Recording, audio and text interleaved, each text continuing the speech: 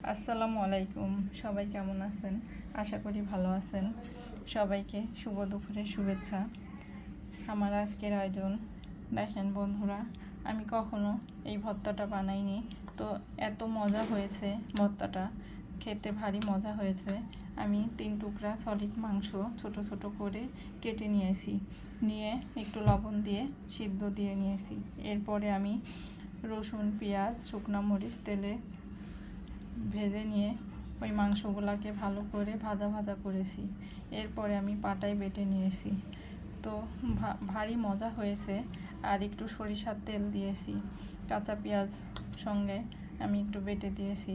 তো খেতে ভারী মজা হয়েছে, তো আপনাদের সঙ্গে শেয়ার করলাম। এত মজা, মনে হয় কি ভাত এইটা দিয়ে সম্পূর্ণ খাই। আর এদিকে আমার ডিম ভুনা, ডাল। তো ভালো থাকবেন বন্ধুরা। আল্লাহ হাফেজ।